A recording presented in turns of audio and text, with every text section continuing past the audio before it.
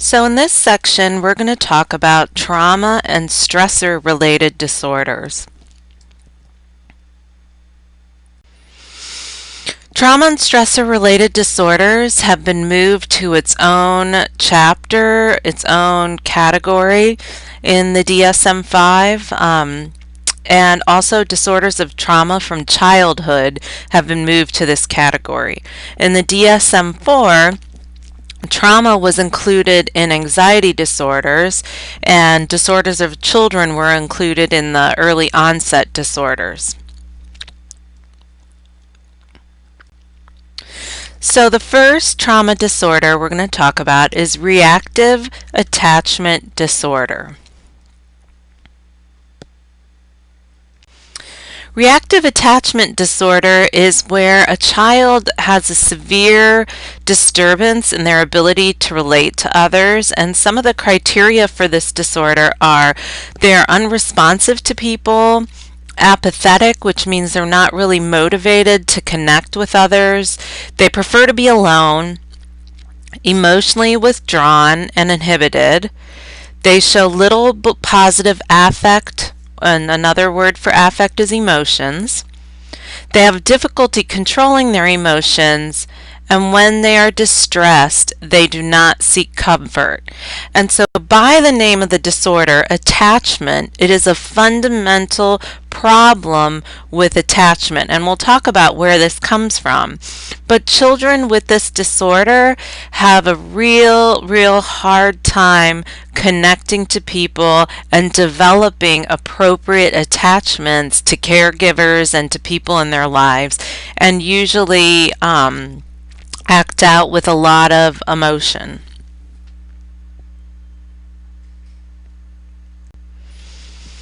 The second disorder is disinhibited social engagement disorder. Disinhibited social engagement disorder.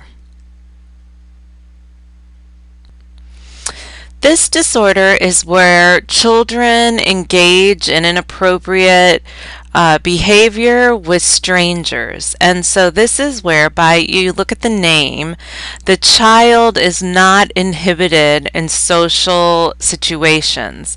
So this is where the child is overly comfortable, overly friendly to people who are strangers. And so why is this a disorder?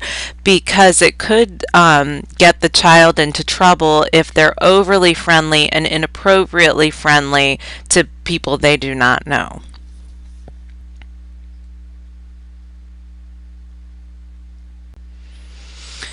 Causes of these two disorders is usually abuse, social neglect, and what this means is where children have been left alone for large periods of time without a lot of interaction. I know I have worked with people who have been left in a barn while their mother or father may be doing drugs, and so they don't experience a lot of social interaction. Repeated changes in caregivers.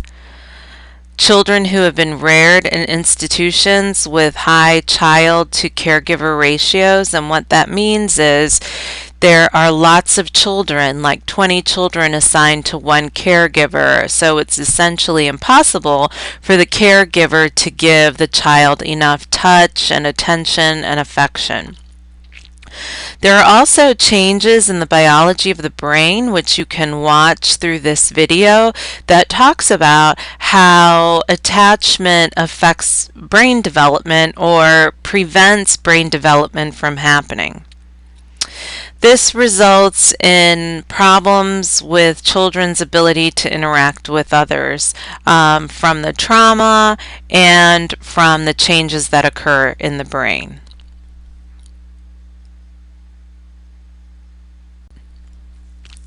The third disorder is acute and post-traumatic stress disorder.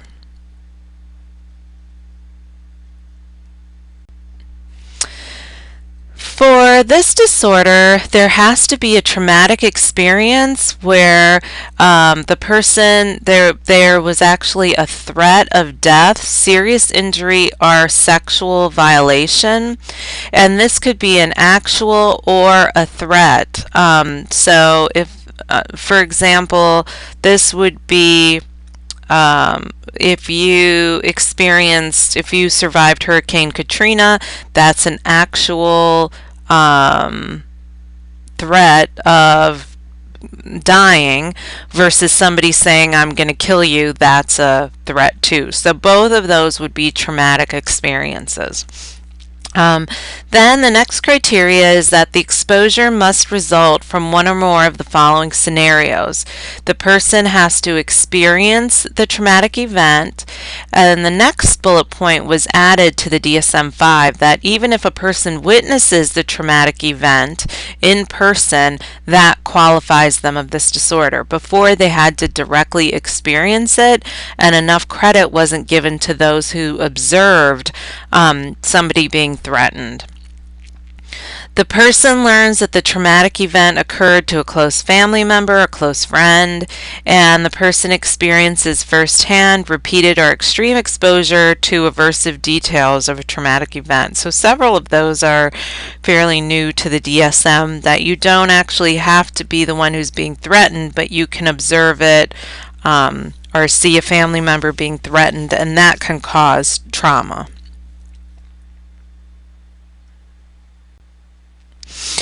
Acute stress disorder develops right after the traumatic event and lasts for up to 1 month, and this is now included in post-traumatic stress disorder. Before, they used to be separate disorders, and now they're one, acute and post-traumatic stress disorder, so that if you're just experiencing symptoms within the same within the first month, you still get the diagnosis of acute and post-traumatic stress disorder.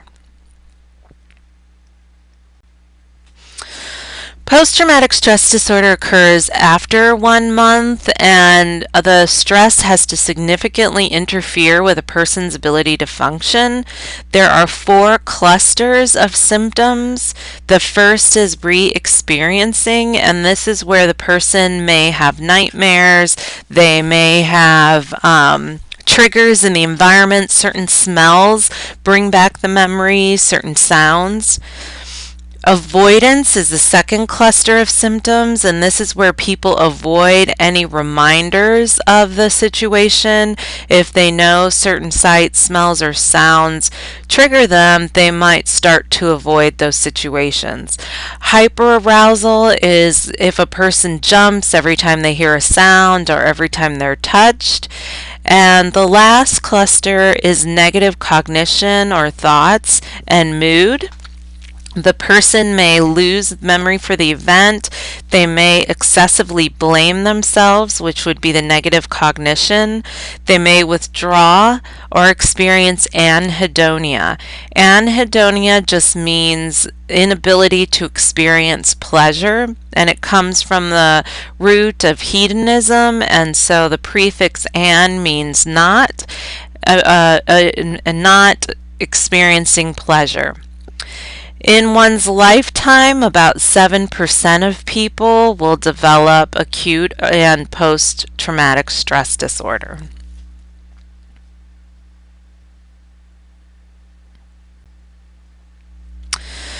There are specific subtypes. There is PTSD preschool type for children under 6, PTSD dissociative type, and this is where somebody has their biggest feature of symptoms is dissociation, and people describe dissociation as where you feel detached from your mind or your body, and you seem kind of outside of your experiences seem distorted or dreamlike.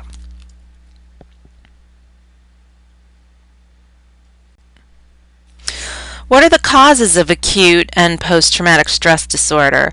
Like the other trauma disorders, we have noticed that trauma changes the brain, that it actually shrinks the hippocampus, which is the place where memories are consolidated, and people are then unable to distinguish between harmful and safe cues. It also creates a conditioned fear where people are conditioned to fear certain smells, sounds, tastes because of the associations. People who live in poverty are at an increased vulnerability. Stress may cause people to be more susceptible to a trauma disorder, or it may cause changes in the brain. We're not sure. And psychological causes, research has found that people who are more likely to develop a trauma disorder tend to have a biased information processing style. They tend to pay more attention to threats, and also they tend to have a personality style that's more neurotic or anxious, is more negative, more affected by emotions. And if a person has had previous psychological symptoms or a history of abuse, they are more at risk of developing post-traumatic stress disorder.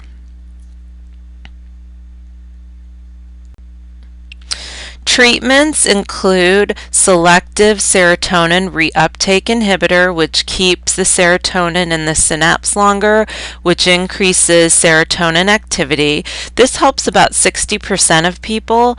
Exposure, which is in vivo, is in person, or having people imagine it, and pairing this with relaxation and positive thoughts. So this exposure with relaxation can systematically desensitize somebody's fear. Covering and uncovering techniques. Covering techniques are techniques to help people cope with the symptoms. So what to do when you have nightmares, what to do when you're having panic, using your relaxation exercises. So how can you cope with the symptoms? Uncovering techniques are where you work with a licensed clinician and go through the details of the trauma, and by uncovering the details of the trauma, they begin to lose their power.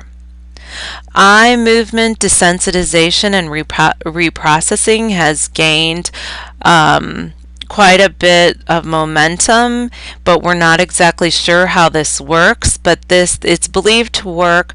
You track your eye movement while you're talking about your memories, and it's supposed to help integrate both sides of your brain better. And you can watch the video to see what this looks like. The other thing is, if a therapist helps you focus on the ways that you've grown through the experience, your growth through the trauma can help you bring closure to that experience.